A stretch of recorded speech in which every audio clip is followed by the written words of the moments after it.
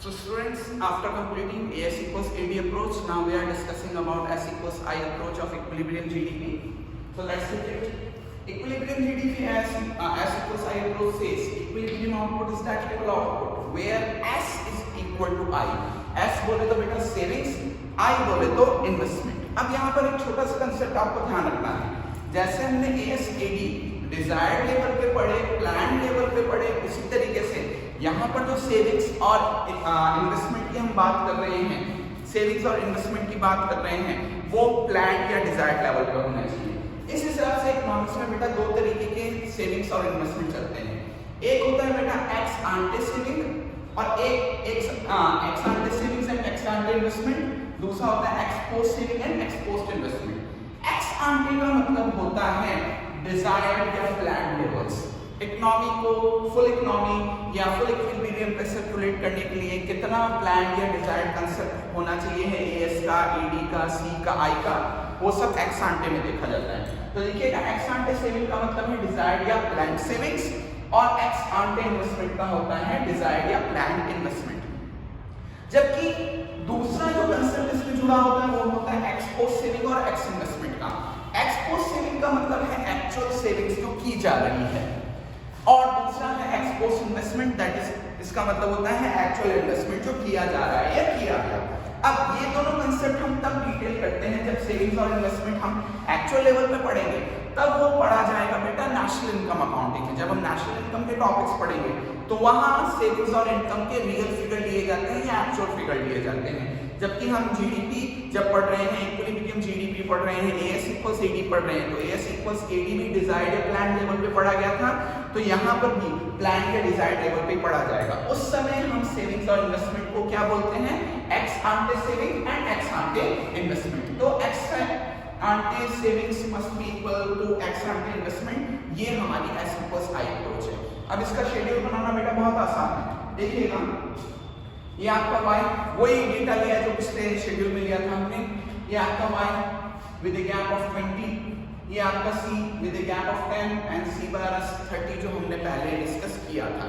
अब देखिएगा y और c से आपने s निकालना सीखा हुआ है। s का फॉर्मूला होता है बेटा y माइनस c।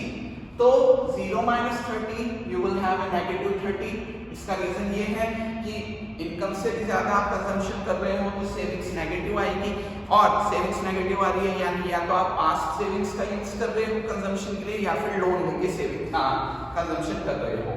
फिर 20 माइनस 40 दैट इज माइनस का 20, 40 माइनस 50 दैट इज माइनस का 10, 60 minus 60 it is equal to 0, then 80 minus 70 that is 10, 100 minus 80 that is 20, 120 minus 90 that is coming as 30 and 140 minus 100 that is coming as 40।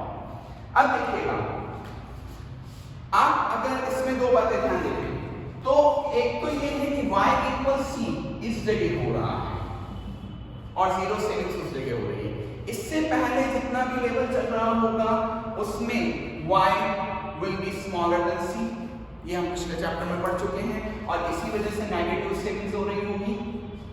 इस जगह y equal c है तो zero savings का figure होगा, और इसके बाद y ग्रेटर देन c है तो पॉजिटिव सेविंग्स होगी। ये सब पिछले चैप्टर में पढ़ के आ चुके हैं, लेकिन अभी हमारा कंसर्न वो नहीं है। हमारा कंसर्न है अभी s इक्वल i का बराबर होना। तो आप देखिएगा ये s ये i कॉलम हमारा पहले से ऑटोनॉमस इन्वेस्टमेंट है जो हमने पिछले चैप्टर में और पिछले टॉपिक में भी डिस्कस किया था। तो आप देख सकते हैं कि 100 वो लेवल है जहां पर s इक्वल्स i बराबर हो रहा है 100 के लेवल पे। अब इसको आप as इक्वल्स ad वाले शेड्यूल से मैच करोगे तो वहां पर भी 100 के लेवल पे इक्विलिब्रियम आया था। मतलब चाहे उधर से हम पढ़ रहे हैं इक्विलिब्रियम को, चाहे इधर से पढ़ रहे हैं, बिल्कुल सेम लेवल पे इक्विलिब्रियम आ रहा है।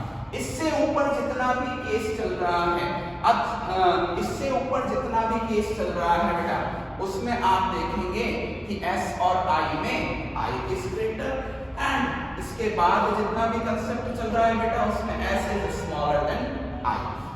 तो ये आपका शेड्यूल तैयार हो गया। इसके बेस पे हमने नीचे ग्राफ प्लॉट आउट किया है। अब आप देखेंगे इसमें मैंने y लाइन ड्रॉ नहीं की है, 45 डिग्री वाली लाइन ड्रॉ नहीं की है क्योंकि उसका कोई इंपॉर्टेंस भी नहीं है। आप देख सकते हैं I एक हॉरिजॉन्टल लाइन है that is showing as I is constant, I equals 120, S line negative side से शुरू हो रहा है -30 से। अब देखिएगा दो इंपॉर्टेंट बातों का ध्यान रखा मैंने, भले मैंने ग्राफ बिना स्केल के बनाया फिर भी बात ध्यान रखिए 20-20 का स्केल दोनों तरफ बराबर है, प्लस मैंने दो इंपॉर्टेंट बातों का ध्यान रखा है कि y इक्वल सी मेरा कहाँ हो रहा था 60 के लेवल पे, तो y इक्वल सी हो रहा है बेटा इस जगह जहां पर हमारी y इक्वल सी यहाँ पर हो रहा है, इसका मतलब इस जगह मुझे जीरो सेविंग्स होगी और जीरो सेविंग्स ही वो पॉइंट है जहां पर मेरा सेविंग्स लाइन एक्स एक्सिस को टच करेगा, इससे पहले नहीं इससे बाद में। दूसरी चीज मैंने इंटरसेक्शन करते समय ये भी ध्यान रखा है कि s और i इस जगह इक्वल हो रहा है at the level of 100 level, तो 100 लेवल पे हम यहाँ पे जब इंटरसेक्शन करके देख रहे हैं तो s इक्वल्स i यहाँ पर आ रहा है। इसके पहले जितना भी ये सेक्शन चल रहा है ये वाला, यहाँ पर क्या चल रहा है बेटा, s is smaller than i, और इसके बाद जितना भी सेक्शन चल रहा है उसमें क्या है बेटा, s is greater than i, जो हमने टेबल के ऊपर डिस्कस किया है। अगेन जब आप टेबल बनाएं तो हो सकता है कि तीनों सिचुएशन नहीं मिले, हो सकता है आपको केवल ये वाली सिचुएशन मिल जाए, s smaller than i and s greater than i, तो इन दोनों के बीच में ही कहीं वो सिचुएशन होती है s इक्वल्स i की, जो आपको भले यहाँ पर नजर नहीं आ रही लेकिन ग्राफ पेपर पे जरूर नजर आएगी। अब शॉर्ट में डिस्कस कर लेते हैं कि तीनों सिचुएशंस का मतलब क्या होता है। तो देखिएगा जब हम ये टेबल कर चुके हैं और ये ग्राफ कर चुके हैं तो इससे भी हमें वही तीन रिजल्ट निकल के सामने आ रहे हैं कि s इक्वल्स i के इक्विलिब्रियम है, s ग्रेटर देन i और s स्मॉलर देन i, दो सिचुएशन और बन के आ रही है। तो देखिएगा s इक्वल्स i का मतलब है x ante saving is equal to x ante investment, x ante investment। Okay, एक चीज और, ये s इक्वल्स i अप्रोच बनती कैसे है वो भी मैं आपको बता दूं। देखिएगा आप पिछले कंसेप्ट में as इक्वल्स ad पढ़ के आए थे, आए बेटा, as equals ad, s equals i approach बनती कहां से वो भी मैं बता देता हूं। as इक्वल्स ad वाला कंसेप्ट आप पढ़ के आए थे, as को ट्रीट कर लो y की तरह, जो हम पिछले चैप्टर से करके आ रहे हैं, as की फिगर को हम y की फिगर पे कॉपी लिख सकते हैं, तो इक्वेशन बनता है y इक्वल्स ad। अब y का खुद का इक्वेशन होता है c plus s, consumption plus saving, जबकि ad का इक्वेशन होता है c प्लस i, y जिसको हम इनकम बोलते हैं, इनकम के दो पार्टीशन होते हैं, कंजम्पशन और सेविंग, c प्लस s, जबकि ad का फॉर्मूला होता है c plus i, two sector economy के अंदर c से c कैंसिल हो गया, तो s इक्वल्स i अप्रोच बेटा ऐसे बनती है। अब देखिएगा तो आपके सामने तीन सिचुएशंस आ गई, s smaller than i, s equals i and s greater than i। तो देखिएगा जब आपके s इक्वल्स i आ रही है इसका मतलब है x ante saving is much is equal to x ante investment, so neither no excess demand, no excess supply, no excess demand, no excess supply, economy is in equilibrium।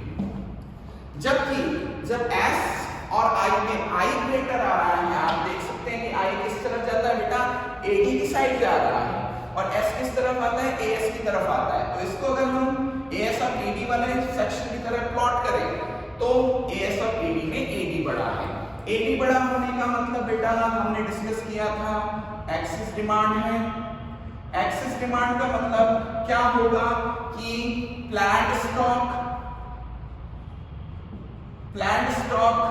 Is not enough to complete the demand, इसका मतलब there is unfulfilled demand and due to unfulfilled demand producer will suffer loss।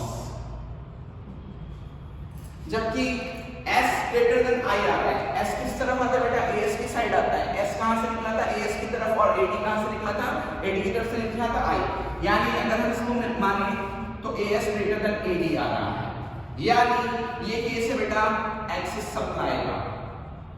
Excess supply में आपने जितना supply market में किया है उतनी demand generate नहीं हो रही, इसी एक्सेस सप्लाई को हम बेटा डेफिशिएंट डिमांड के नाम से पढ़ सकते हैं। एक्सेस सप्लाई का सीधा सा मतलब है बेटा deficient demand.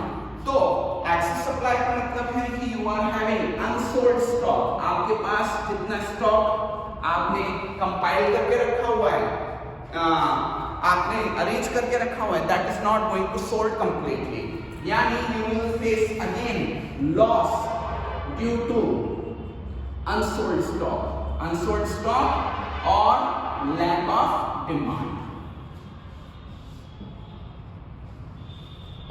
So here S equal I approach completes. You can frame out a separate schedule also for that, and if any question persists, please feel free to talk to me over these concepts.